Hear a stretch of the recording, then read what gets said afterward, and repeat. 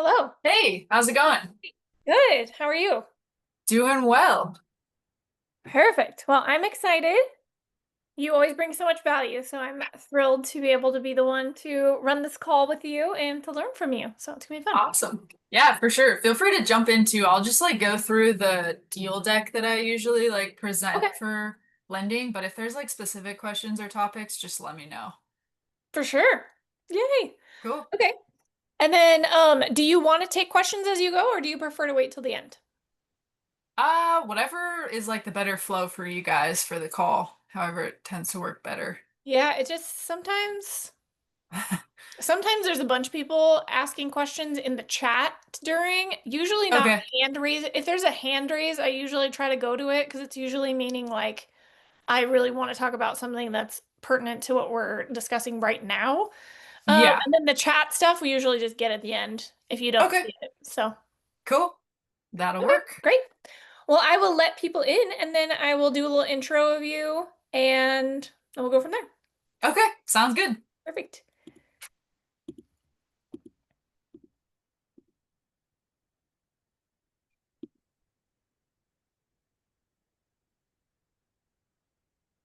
Okay. Just getting people loaded on here.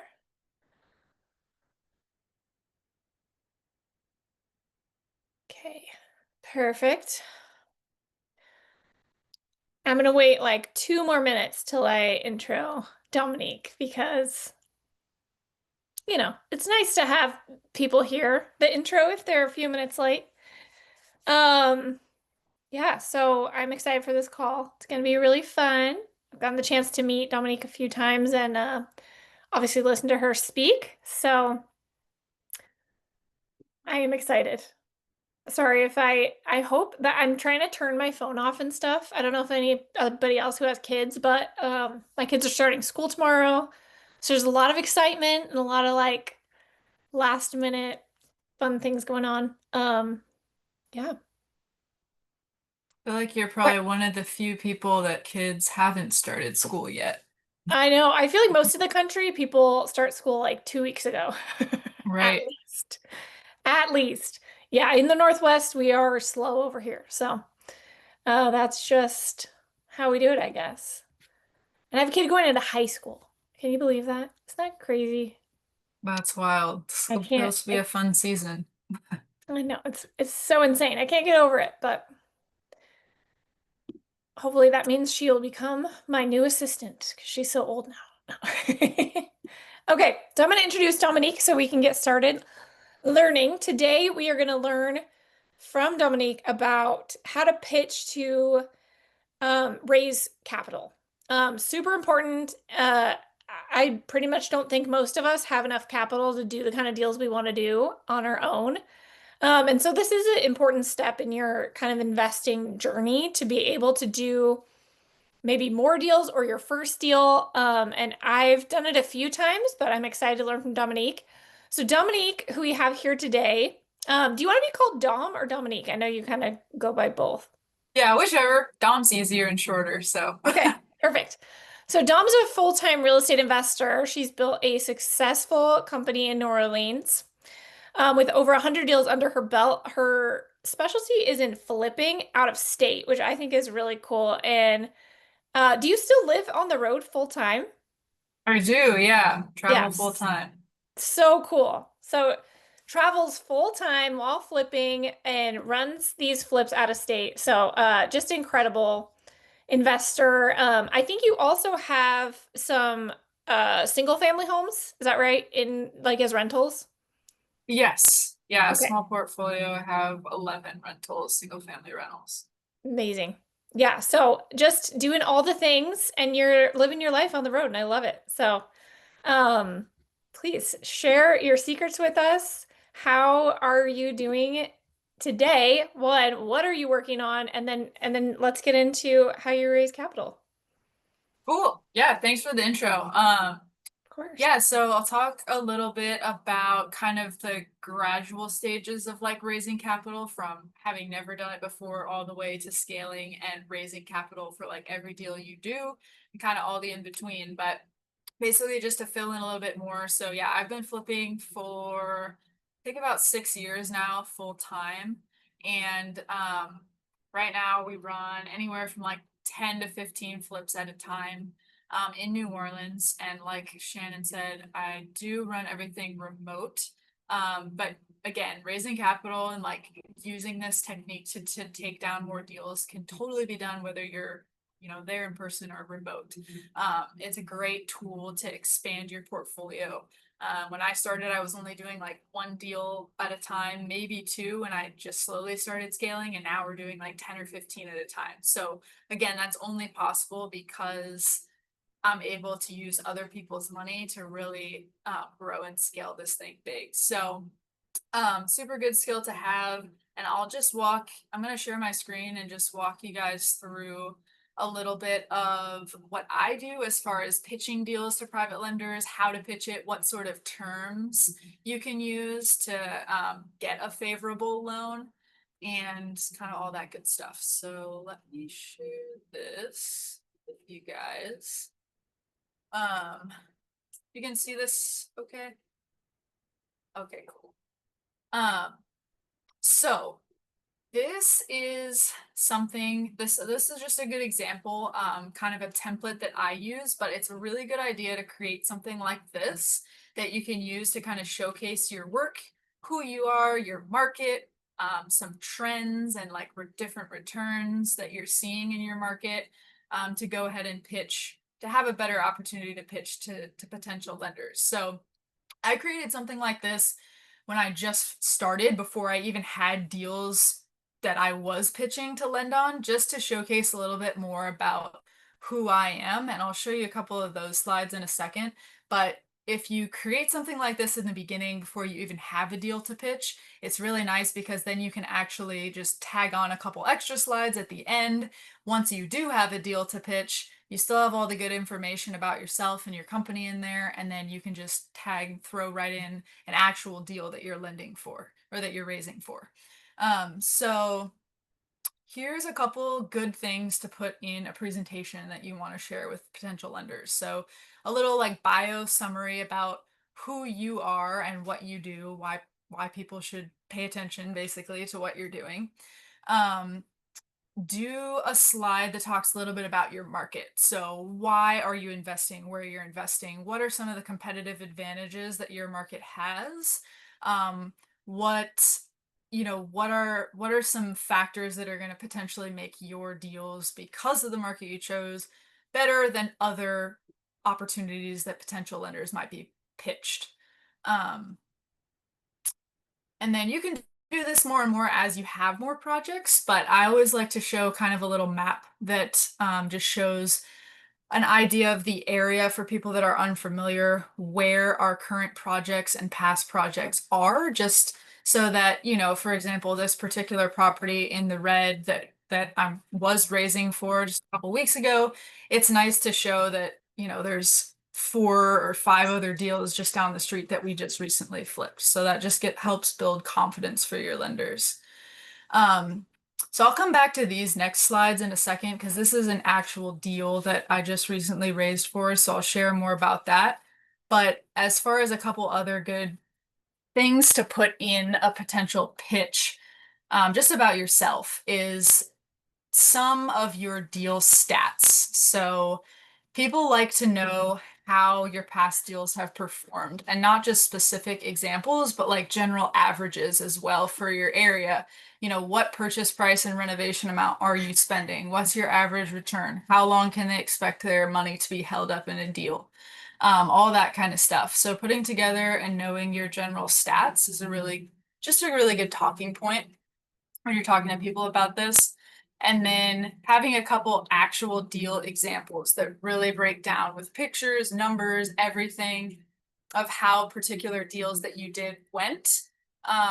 And again, this just helps build confidence that you are actually doing this already and you already have investments going. And so it's much easier to get somebody's confidence that they can just invest their money with you, and it will go similarly to your other deals that you already have going. So I will come back to this actual deal and like how I typically outline the terms of a deal and what sort of private lending terms um, when you have a deal to pitch. But before I do that, just kind of want to share like a couple key points. So, the first thing I would say about raising money is I think it's kind of important that you don't start with private money on your very first deal, or maybe even your second or third deal. When you're super early on, it's really risky to take somebody else's like hard work and earned money and put it up to risk on a deal when you're just getting started and you don't necessarily have a lot of experience. And it's also going to be way harder. You won't have any of this information to put into a potential pitch packet when you've never done a deal before. So, this is how I started and how I always recommend. Not to say you can't do it with private money to start, but it's a lot easier if you can get a couple deals under your belt, either by using some of your own cash that you have saved up, or a combination of that and using a hard money loan, because those are much easier to come by, and a lot less risky because you're dealing essentially with a bank instead of an individual person. Get a couple reps, get a couple deals under your belt, and be able to build up stats like this. That's going to make your pitch to actual private money lenders significantly easier. And you'll probably have a way better success rate too of getting people on board. So that's kind of one like heads up to say. And then the second thing would be um your ability to raise money and close deals, and the order in which you have to do that highly depends on the amount of money you have raised or have access to. So I know a kind of like a common question with this is along the lines of, do I get the money or the deal first? And how do I feel confident to get a deal if I don't have the money, or vice versa? How do I raise money if I don't have a deal yet?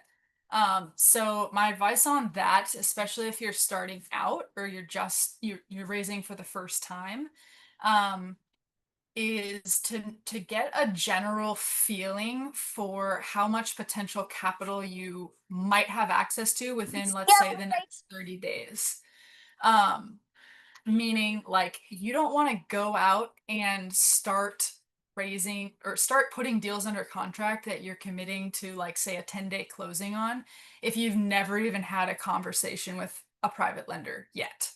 Now, I might be able to do that, and that is how I do at the point that I'm at now. I just, as many deals as I can get and put under contract, I do, and then afterwards, I'll raise the money because I have a lot of contacts and it's pretty easy to raise.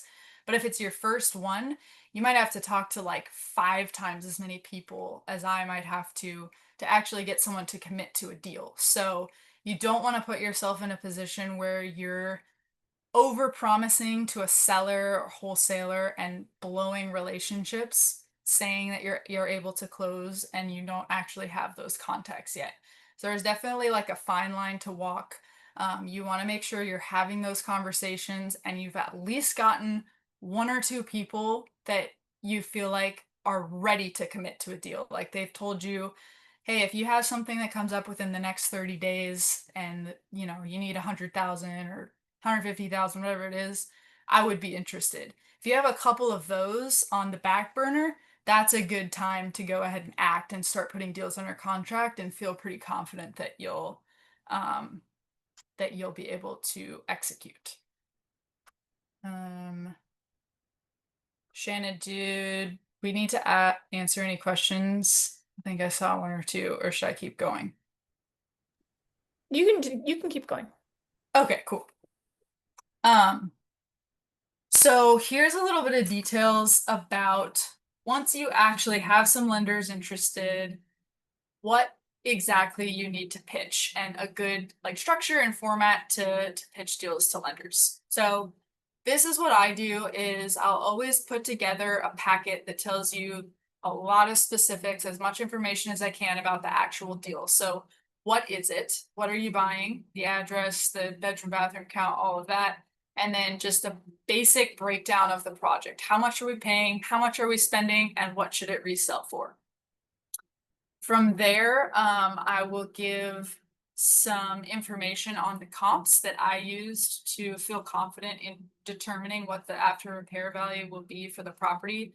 I give all that information as well to the lenders so they can look it up and kind of do their own due diligence on the project if they want to kind of see the same numbers that I'm seeing. And then also give a bunch of details on the renovation. So I'll throw in some current pictures of the property to give you a sense of how it looks. And then break down the full scope of work of what we're going to be spending the money on and how much we're going to be spending to basically get to that end result comp number that was discussed above. And then finally, you'll want to outline the terms of the investment. So for mine, how I do it is it depends on the actual deal, like how much I'm gonna raise. If I want to raise 100% of what I need, if I have some money that I'm gonna throw into this deal. But again, that's the nice thing about private lending is you can literally ask for whatever you want between amount, terms, rate, all that stuff. It's up to whatever sort of investors you get interested in, and basically the deal that they're willing to take. But for mine, I keep it pretty streamlined and straightforward across the board. Everybody gets kind of the same pitch, which is 12-month note. So their money is going to be tied up for 1 year. But if I prepay it, I pay it back early. There's no penalty for that. So I can pay it back early and don't have to pay any extra points or fees to do that. And most people like that. Most people like knowing that they'll actually get their money back a little bit sooner and have the option to either roll it into a new deal or do something completely different with it. And then to keep it really easy, I also just do a 12% annualized return because that breaks down to 1% per month. So it's super easy to calculate. You know, if they keep their money invested in the flip only lasts 6 months, I pay them 6% for the time that that money is invested. And you can either pay in one lump sum when the deal's done. You can pay monthly, whatever you prefer, or your lenders prefer. And then as far as the security for the loan, this will vary for sure state by state, but for the most part, people will want some sort of documentation connecting their money to a particular property. And depending on the comfortability of the lender, they might want an actual mortgage on the property, you know, giving them a lien against the home, which is what makes it formal that you have to pay them back like through title and all of that before you can actually resell the property. So those security measures are a little different depending on what each state uses and each lender too, their level of comfortability. If they're more cool with just like simple, like not a handshake agreement, but a more simple kind of outlined contract, or if they want to actually record a mortgage and be more formal about it. Um, and then just give your lender an idea of the timeline. When is this deal projected to close? When do you need the funds? Um, and kind of outline how that process will go as well, whether they're going to wire it to you or they're going to wire it to a title or escrow company.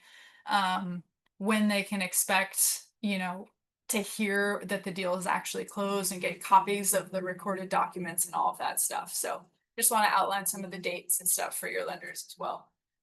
But that's kind of an overview of sort of how I typically outline these investments. I don't know if you want to kind of open it up for questions on anything that I just talked through, that I can expand upon more. Yeah, for sure. I'm sure people will ask this, but are you comfortable sharing the presentation or parts of it if anybody wants to look at it later? Yeah, I can definitely send it. I can send it to you maybe, and then you could share it with the group or something. Yeah, sure. Cool. Perfect. I see Alicia has a question, so I'll let her go. Dominique, thanks. This has been really interesting. I appreciate how clearly you've laid it out. But can you maybe spend a few more minutes just kind of talking about like the security, the promissory note, like how you typically structure it? Like I live in Georgia and typically closings have lawyers and they kind of settle all the documentation. How does it work when you're talking about like getting the mortgage? Who's drawing that up? I'm not totally following all that. Yeah, totally.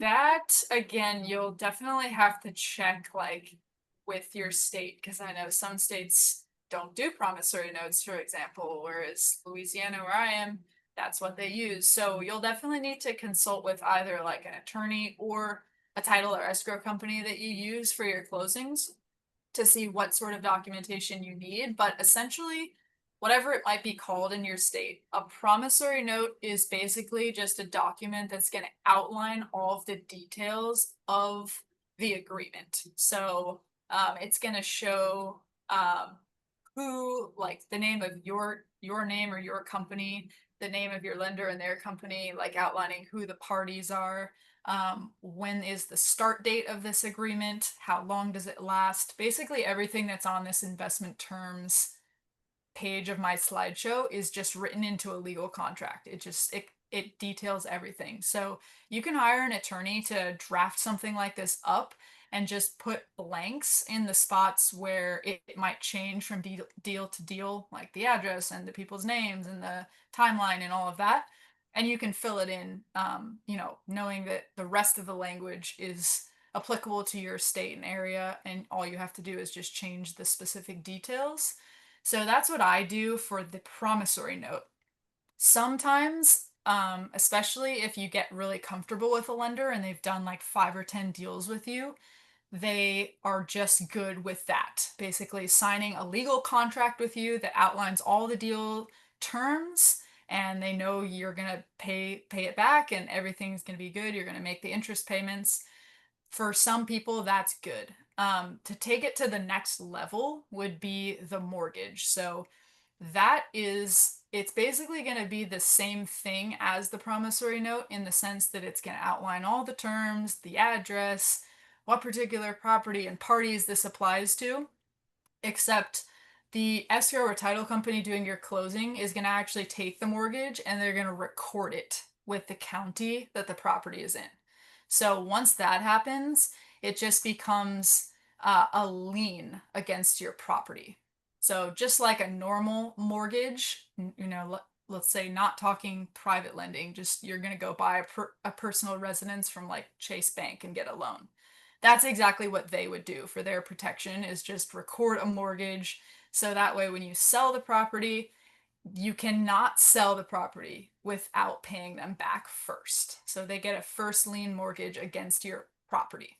So that basically just takes it to the next level. It gives the lender some actual security that their investment money is tied to a specific property, the one that you're flipping, and like you cannot sell without paying them back that principal amount. Does That's, that kind of make sense? yeah, super clear. I think Okay. my next step would just be, since we work with attorneys all the time at closing, I could just talk to them about how this works in Georgia. So that's super helpful. Thank you. Totally. I actually used to be, and well, I still am an attorney technically, I just don't practice. The nice part is most private money lenders, before they start lending in a state, go through the process with an attorney and they create the documents that they're going to want for that specific state.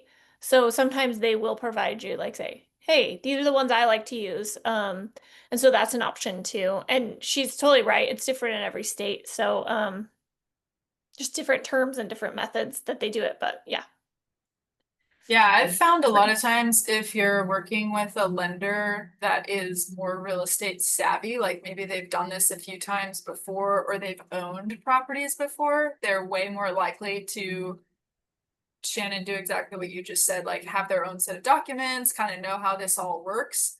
But at least for me, like a very large percentage of my lenders are not in real estate at all. They're just Totally. other types of professionals who maybe don't even own real estate, or like they have never done this before. And so they need a lot of coaching from you as far as like, what do I even do? I mean, a lot of them ask those same questions that we're asking, like, what's a promissory note? What's a mortgage? What do I even need? So it can definitely help if you have some copies of those to like provide and just make them feel more comfortable. For sure.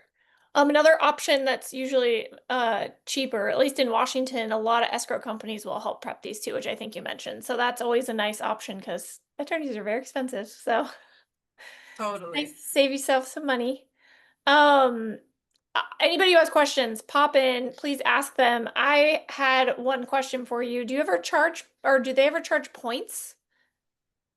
So I don't pay points or fees or anything like that. And again, that's like the really nice thing about private lending is you can kind of make the deal as good for yourself as a lender, like as you're able to find a lender willing to do it. So when I first started out, like I had to pay more interest or points.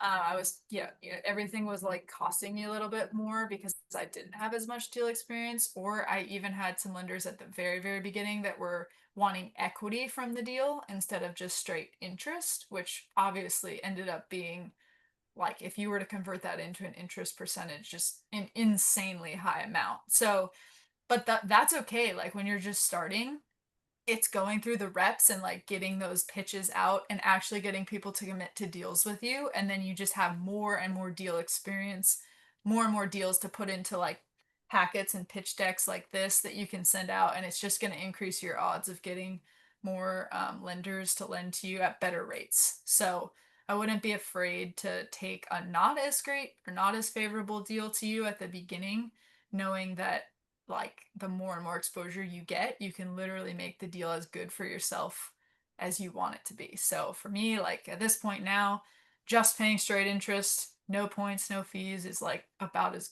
good as it gets. That is, yeah, that's awesome.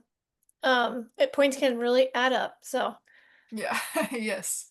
yeah, for sure. And I think I love how you presented this too, that where you like even the map that you showed where your deals were. I feel like those are things that are just going to give people a little bit more ease in lending to you. And I think people forget to, like you were saying, if you partner with people, that's like one of the things that I've seen a lot of people do at the beginning, and I've done that too. So then it kind of creates this these examples that you can show of deals that you've done when you do want to go out on your own and get something. Looks like Seta says she did, or they did a private money for their first deal for their down payment. Yeah, I did. I used uh somebody who's in our Project RE world as my private money lender, and it was great. I mean, Perfect. she got all her money back, so that's good. It was not a flop. Um, but yeah, I used her as the down payment, and then a then I used interest for the hard money. Yeah, it's Yeah. awesome.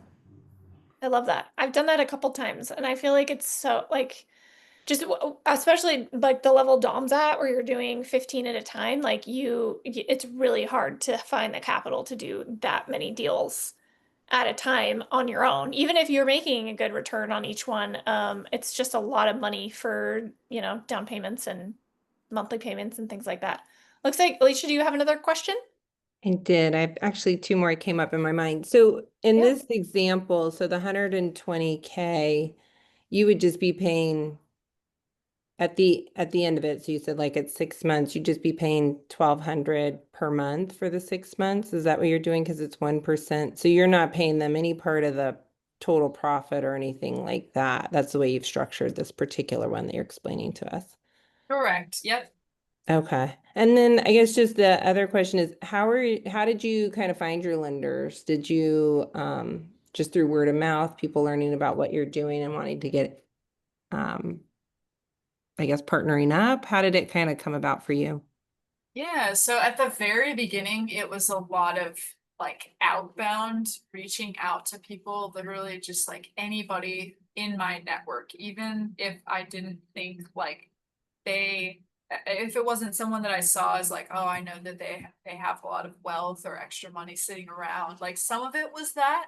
But honestly, a lot of it was just reaching out to people and like catching up, genuinely catching up, going to coffee or having phone calls and like asking what they've been up to, how they're doing, and just sharing and talking about what I've been doing. And you just never know like who might be interested. You really never know. Or they might know somebody in their sphere that's interested. There's like so many just out of the box ways to get lenders too, like people that might have a lot of equity in their home and they have access to like a large line of credit it's only costing them maybe 5% or something to get access to, and you're paying them 12%, like that's a good return. If it's just sitting there, or people that have retirement accounts that they can invest. So it doesn't necessarily have to be someone that just like makes a lot of money and doesn't really know what to do with it or where to invest it. So that's why like just putting it out there to as many people as you know is it can be super valuable, and you just never know what might come of it. But to be totally honest, like I have actually gotten majority of my lenders from social media. And I do not have a big page. Like I do not have a big following at all. I just have been intentional from the get-go of just sharing what I do and just like talking about my story. I've been on a lot of podcasts and like spoke at a lot of real estate events and stuff too. So just being intentional about like genuinely sharing your story. And I cannot believe how many people have reached out to me. I've like other than the first little round of raising when I was just getting started, like I literally have not reached out to one person for money for like 5 years. Like everybody has just, it's Wow. just been inbound leads of people, random people that I don't know, just reaching out saying they heard me on a podcast or they saw my video and they want to know how they can get involved, how they can invest.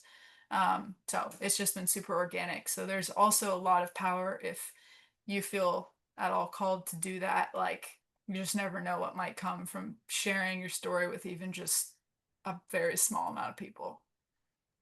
Thank Wow. you. That's awesome. Well, I appreciate you saying that. That's, I think, goals, right? Getting more deals and getting funding is a huge thing that can shift the trajectory of your real estate career. And I think a lot of us, I don't know, let's just talk about me for a minute. I think a lot of us feel sometimes like it's not always fun to share stuff on social media unless we have a purpose, right? And so I think you just gave a good purpose to sharing, because sometimes it feels like, am I just trying, what am I trying to do with this? What is the purpose of me doing these things or sharing this?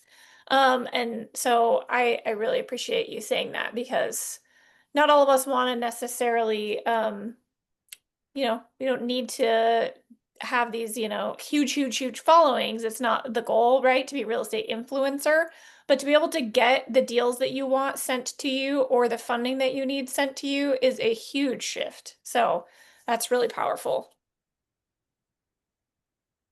Looks like somebody asked a question. Do you vet those lenders that reach out to you on social media, and how? It's a great question. Yeah, that is a great question. So typically anyone that reaches out, the first like two questions that I'll ask before even like paying a lot of attention, I guess, is how quickly would you be looking to invest funds and how much do you have to invest? For me, like I very occasionally have like smaller raises where I might just be raising for like a renovation portion of a deal or something like that, and I can work with people who have smaller amounts to invest. But for the most part, like it doesn't really make a lot of sense for me to entertain um, amounts under 100K. So I pretty much just set that as like a general minimum that probably not going to make a ton of sense unless you have at least 100K and you're, if you like my pitch basically and the right deal comes along, like you're ready to invest it sometime within the next like 60 days at the most.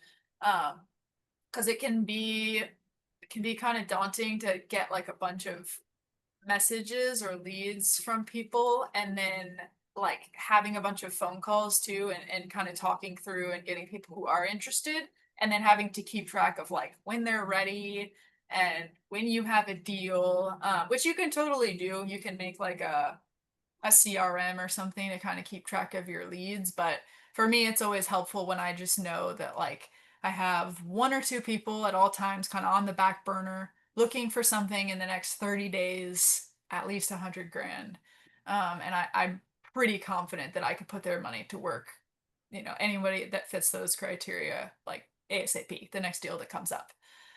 So kind of ask those upfront questions, and then if it seems like a fit from there, I'll usually schedule a call to just kind of go over basically the stuff that I just kind of shared with you guys, just a little bit about me, my like general averages as far as like how much we're spending on properties, you know, what amount we're typically needing for these raises, how long the deals are taking, what the returns are, all of that stuff, and just kind of go over and have like genuine conversation about what I do and how they might be able to get involved.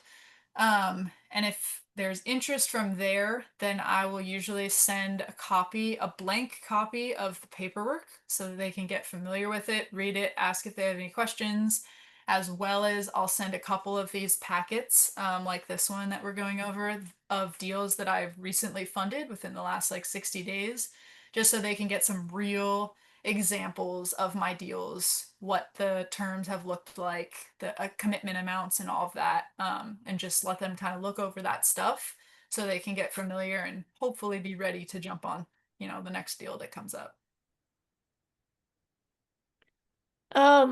We talked a little bit about timeline. Do you ever consider, I don't know if this is the case, but in some hard money lenders that lend in my area don't allow you to put a second loan on the subject property. I don't know if you've dealt with that before, but how do you navigate these like positions? Do you ever put it on a different property, or how does that work?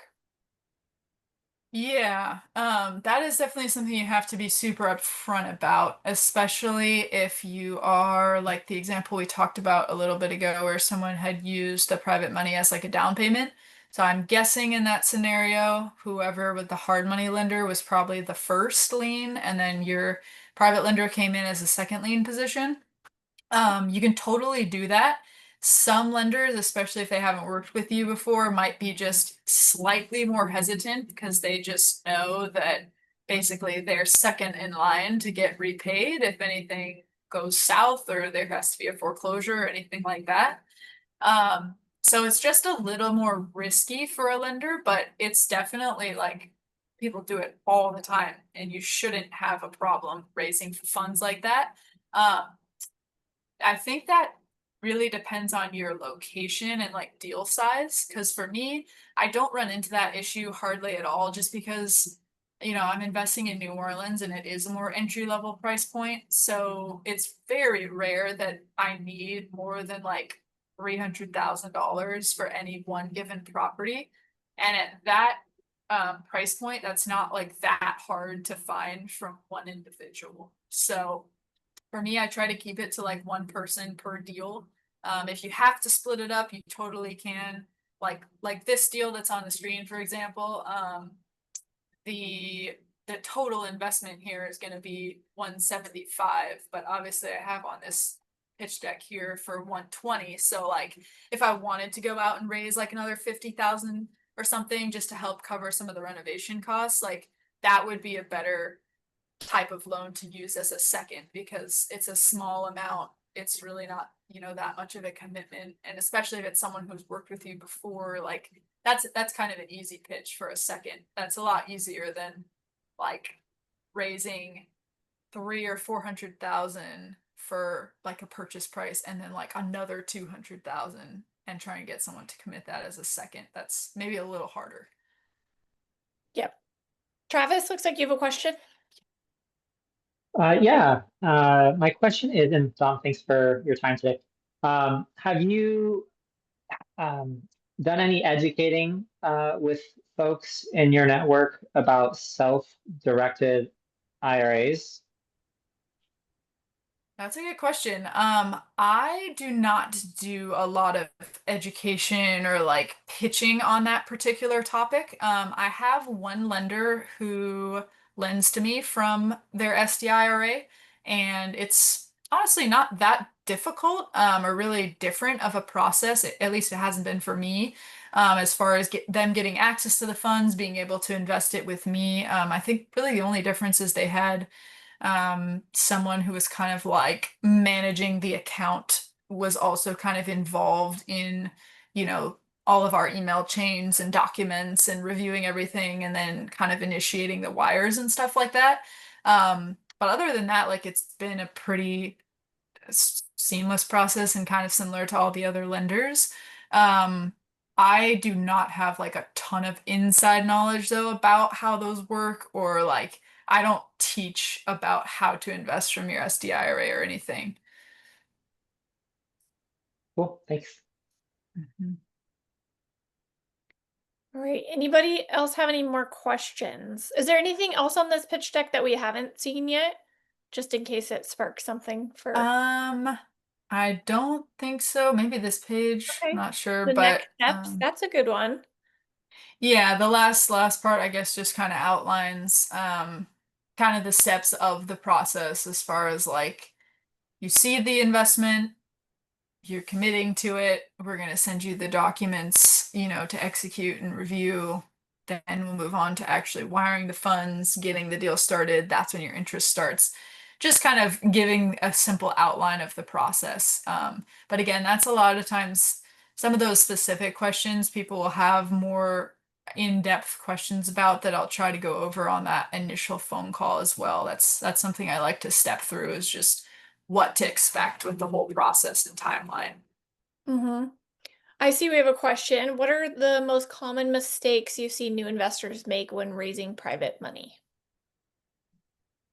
That's a good question. I think I would say probably just not knowing enough about investing in general or flipping in general, that I think it's easier to make mistakes in your deal and either like your underwriting of the deal, your under projection of the renovation costs, your over projection of what it's going to sell for, not designing it right, like all those nitty-gritty details of actually flipping a house, I think are way easier to make mistakes on than raising the money.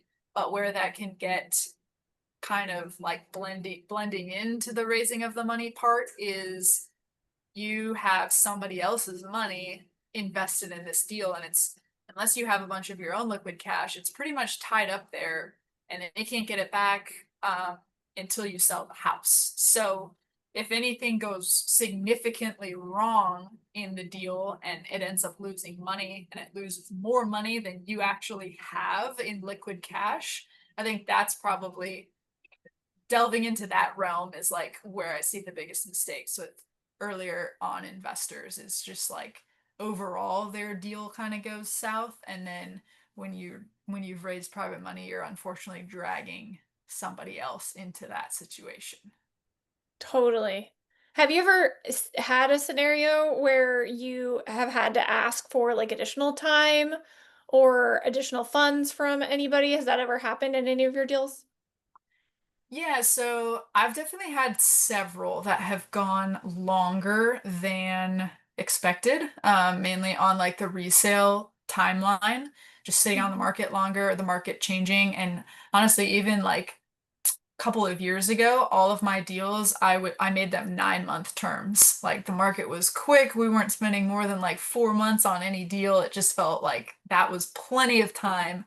And then the market started shifting, and like we are where we are now, and everything is sitting a little bit longer, and there's much less buyers in the marketplace. So like 9 months can come up quick, especially if it's a bigger reno that takes 4 or 5 or 6 months to finish. That doesn't leave you a ton of time. So like I have made adjustments to my process over time and kind of with the market. Like now I don't do any less than 12-month note. If it's going to be for some reason like a really long or complicated deal, I would even make that a little bit longer of a timeline. Just giving people the expectation up front of, don't expect your funds back within a year. If they come back, great. They might come back much sooner, but like we're gonna at least have this agreement for that long. Um, but yeah, I mean, as far as asking for extra time, I've definitely done that before, without too much trouble. I think it's always good to get a really good feel for your lender and what their goals are, because a lot of my lenders, they just want their money invested. Like as soon as the deal sells, they'll roll it into another one. So it's a lot easier to ask somebody for an extension that has that mindset, because to them it doesn't really matter. Like if it's sitting in this one deal that's taking you forever to sell, or that deal sells and they put it into another one, they're still just earning their monthly interest. If you have somebody that has expressed to you very clearly that like they might have some other goals with this money, or they're really trying to do their first flip in a year, but they want to put it somewhere in the meantime, so it's not just sitting in a bank account. I try to like keep those goals of my lenders in the back of my head and make sure that I'm not putting a lender who's gonna like really want their funds back ASAP in a potential like riskier deal that might take longer. Yeah, that is, I think you saying that the timeline can be such a, I'm glad that you switched to 12 months. I feel like that's so, so smart. So then you're just giving yourself a little more wiggle room. And also just about people not realizing market shifts, right? You got to sit on the market longer. I also think when people do their math, sometimes they forget that often you're dealing with like an end buyer who takes a month to close. So like Right. even if they go under contract, you still have a whole another month till you actually can, finish that transaction. So um yeah, you do such a good job at organizing this. I see some more questions in the chat. We'll go with our question. Sorry, I don't know how to say your name. Ciara? Is that right? Yeah. I was wondering, do you present to your investors on your failures just to kind of remove some of the unknowns for them? Like, hey, like, by the way, this is the number of deals I've had that have gone over budget or over time, and like that's the risk involved here. Yeah. No, I think it's super good to be just like fully transparent. And that's usually in that initial phone call, like a good majority, probably over 50%, ask me. So I tell me figured, yeah. tell me about a deal that's lost money, or something like that. Have you ever had one go wrong where you can't repay a lender or something like that? And I mean, I've been very, very cautious in every deal that I've borrowed on, like in the sense that I literally treat other people's money like way more important than my own. That is like my utmost priority. And I know how fast that can wreck your reputation if like one deal goes really wrong. So I've been very careful that I don't raise like more than I feel like I could ever pay back, or if we have overages in our renovation budgets and stuff, like that I don't have enough capital reserve that I can cover those overages. Like I never ask people for more money or anything like that. So I think there is something to say about just not over leveraging yourself and like putting yourself in a bad position where it could easily fail. Mhm. But I've 100% had like a bunch of deals over all of the years that have not gone as planned, whether that be I've spent more than I wanted to on the reno, I've took way longer than I wanted to sell it. It's ultimately lost money and we haven't profited. Like all those scenarios have happened. And so I think it's super good to just be like fully transparent and honest. But at the same time, like I like to be able to be confident to say, like, but despite that, I've never had a deal that I haven't paid my investor back, or I've never missed an interest payment. I've never not paid someone. Like having those kind of golden standards that even when things go south, you can still hold hold yourself to, I think is also really important. Yeah, I think I honestly saw one of your posts that was like, I've been a real estate investor flipping for X number of years, and I'm not like ashamed to admit that I still lose money on deals. Like I think it's just a reality. But another like comment on a social media note, I feel like it's good to just get started. Like even if you don't have a project at hand or that you want to raise money for, because at the time when you do want to raise money, like you want to have some skin in the game. You want to have something to show, like a bit of a following or some posts like made to show that you are credible.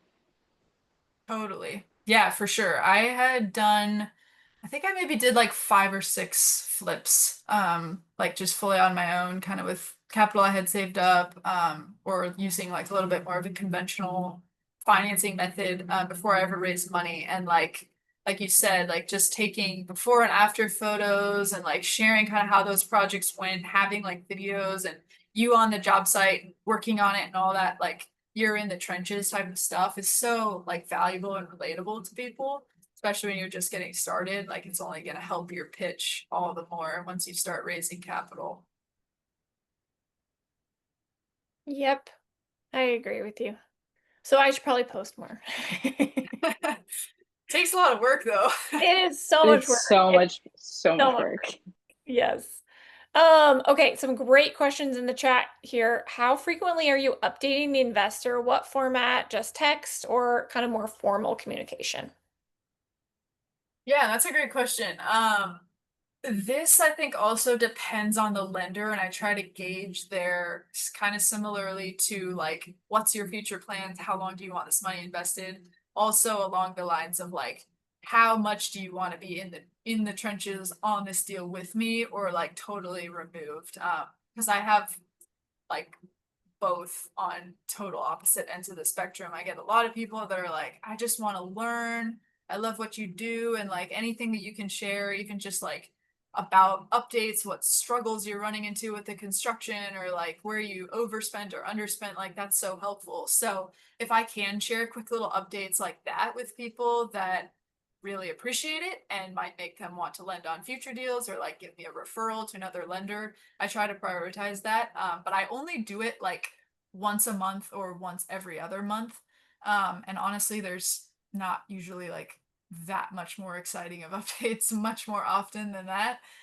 So I'll usually just get some pictures of like progress of what we made on the renovation and just share quick little snippets of like, here's what is done, you know, especially early on. Like it's, you send a picture of like this torn to the studs house and it's kind of like, well, what did you do? So just sharing little stuff of like, the whole HVAC system is brand new, all the underground plumbing has been replaced, we are now moving on to framing or whatever it is. And then I typically usually keep it less formal and more just kind of like a chat. I'll usually just like text some pictures and make it a little bit more informal, like we're just kind of building a friendship or a relationship, and I'm just sharing what I do. But there are also a lot of lenders that literally love that this is just completely passive for them and they don't even have to think about it. They don't have to be involved in the deal. And probably would be fine with like seeing what's going on if you send it, but would never ask you for updates if you didn't send it and don't really care that much other than just earning the interest. So if you have people that are more like that, then I usually keep the updating to a pretty bare minimum. Totally. And you do show on your social media sometimes what you're doing too. Totally. What Yeah, I if people remember I had a follow. Yeah, I was just gonna say I had a partner once who I was updating them and I had posted earlier in the day. They're like, you don't need to update me anymore. I watch your social media. I see what you're doing. So don't need to tell me anymore. I was like, oh, great. Yeah, yeah, I've had that happen too. So yeah, it's another great way to just keep people updated. Yeah, another reason to keep posting. Okay, another question. This one's from Nicole. Do you ever have folks who ask to shadow the process so they can learn how to flip, or investors who want to be more involved in the project and less of a silent investor? And what do you do with them? Yeah, I get asked that a lot. Probably more frequently than like, hey, I just am interested in lending. A lot of people want to do it as like a learning experience. So I'm good with that, but I personally just I like to kind of set the standards up front just so that people aren't like disappointed and just letting them know like even me myself, like I am not on the ground there every day. So like I don't know if you're local and like you want to pop into the project, like totally fine, you can do that, but there's only going to be like so much hands-on learning that you're going to be able to do as a lender. Like that's just the reality. You're not going to be getting updates from me every week, or I'm not going to be sharing with you like every update and call that I get from my contractor with like news of what's going on with the project. It's just, it's way too much work to do across that many deals. So, I kind of say like I definitely have people that are like that want to be a little more involved that actually live in New Orleans, and I'm cool with that. Like I'm just like, hey, I'll give you the lockbox code to the house. Like you're welcome to drive by anytime, stop in, like check on the project if you really want to just be there and see it. But reality is like you're not there, especially I'm not there. Like it's just kind of hard to be super hands-on. Totally. Yeah. And they're hard to have the bandwidth to have the same conversation twice. Like talk to the Totally. contractor and then you got to talk to them. And yeah, it's a lot of work. Another question is is the commitment also a legal document? So like once, I think they're saying once the lender commits like, hey, I want to let you use this money, to prevent the lender from backing out at the last minute. Yeah, yes, it is. And definitely like I would recommend getting, especially if you're not doing a mortgage, or it hasn't been recorded yet, you haven't gotten to that part, you've got like the promissory note signed. Definitely get that drafted at least once with like some blanks filled in that you can reuse over and over by an attorney, just so that you do have something that's like legally binding. But at the end of the day, like you would have to go through a lot of work to actually enforce it. Like you'd probably have to take them to court, and say that they didn't perform on their portion of the contract. And like at the end of the day, you're not going to get the money. Like if you're taking somebody to court over lending on a deal to you, they're not going to lend on the deal, you know? So to me, like, sure, you could maybe collect some like fees or something for it, if you win, which you probably would in court, but it's just going to put like a bad taste in people's mouth, and you're still going to have to go out and raise the money again. So, I honestly never had that happen, but I don't think I would do that if somebody did back out last minute. But a couple of things you can do to just like prevent that from happening, or kind of get your ducks in a row beforehand. Ask for proof of funds from your lenders. Make them send you a bank statement or something, just showing that they do have the liquid cash ready to send to you. The other thing is I'll usually be like extra intentional or like chatty with them like 5 days before the closing, just to kind of make sure like, hey, you sign all the documents, you're good with everything, you understand how this is going to work. I'll send like a follow-up, hey, just wanted to let you know, like, this is how I typically send the interest payments, and this is when you can expect to receive them. And then like the day before, just want to make sure everything's good, you got my wire instructions, you're good for tomorrow. So just kind of being intentional with following up. And then I also always start the loan date with my lender at least one day before closing. So that just gives a little bit of extra time to make sure that like sometimes wires take like 24 to 48 hours to hit, you know, so you don't want to tell your lender that closing's at 9 a.m. Friday, so that's when they should send the wire. Like they should send it Wednesday or Thursday. Like you should be fully prepared, have the funds ready for closing way before Friday at 9. Totally. Oh my gosh, those are great tips for prevention. Talking to them a lot days before. That's so smart.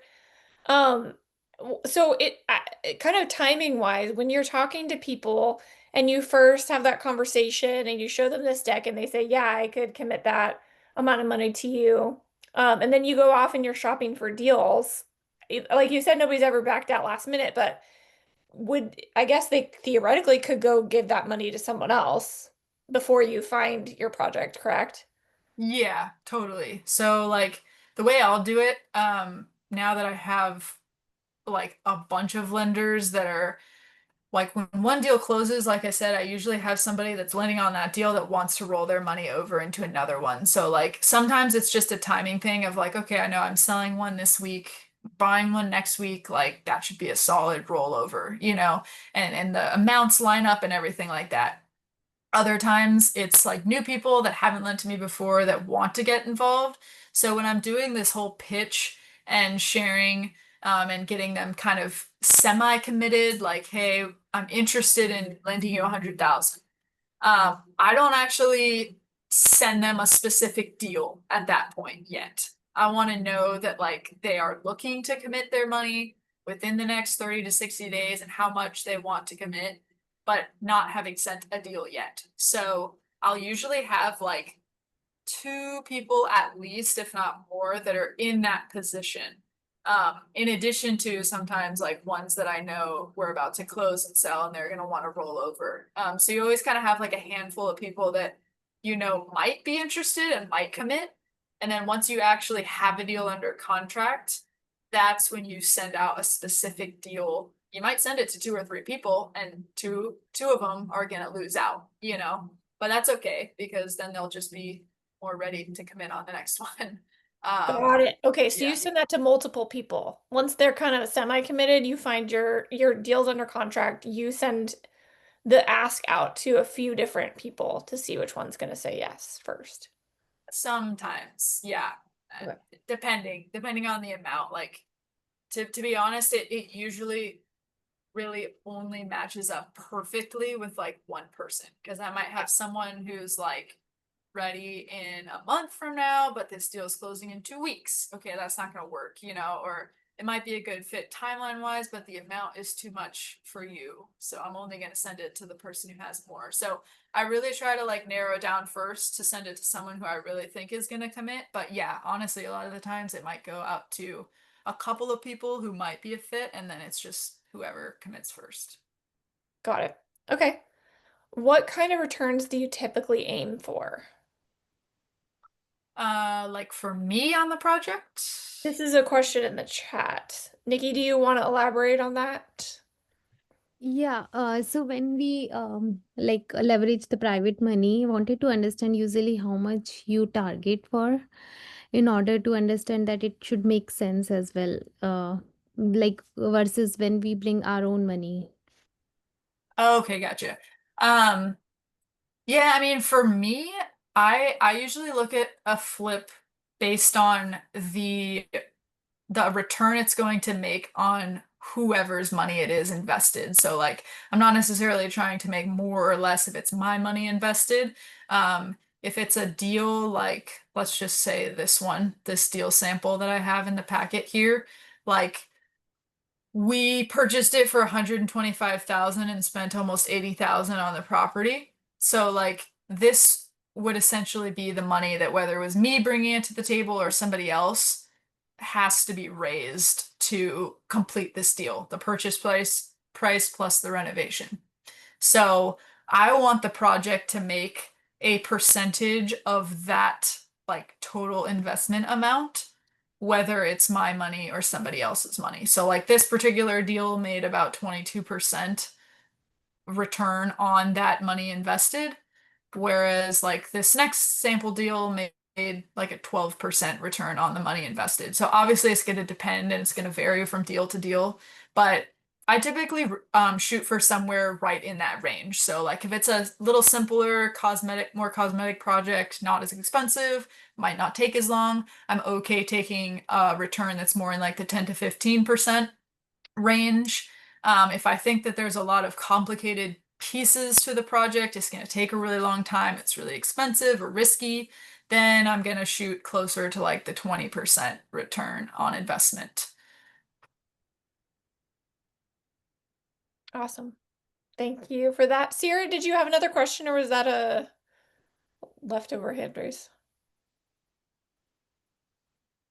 Maybe a leftover hand raise. Okay. Leftover Great. hand raise, sorry. No worries. Okay, Dominique, I want to respect your time. So unless somebody has a last minute burning question, I think we're gonna let you go. Oh, one more Thank you. question. Yeah, Just go for it. she'll be at BBCon, right? Yes, Okay. I will be. Yeah, actually it'll be super fun. James and I are doing a duo presentation on rehabs, all about building budgets and managing your rehabs and stuff like that. So it's gonna be a really fun session. Nice. Well, I'm gonna come listen to that because I'm going to BPCon too. So that's gonna be fun. Sweet. Yes. Awesome. Okay, well, thank you so much. I know I learned a ton. Um, Thank you so much for like sharing this slide deck and the actual examples of what you use. It's so helpful. You are so impressive and knowledgeable and definitely flipper goals. So thank you for sharing your insights with us, teaching us. Yeah, absolutely. If there's like other follow-up questions or whatever, feel free to just like shoot me a message or something on Instagram and do my best to help. Perfect. All right. Well, thank you and have a good rest of your day, everybody. Thanks. So, Thanks. Take care, guys. bye.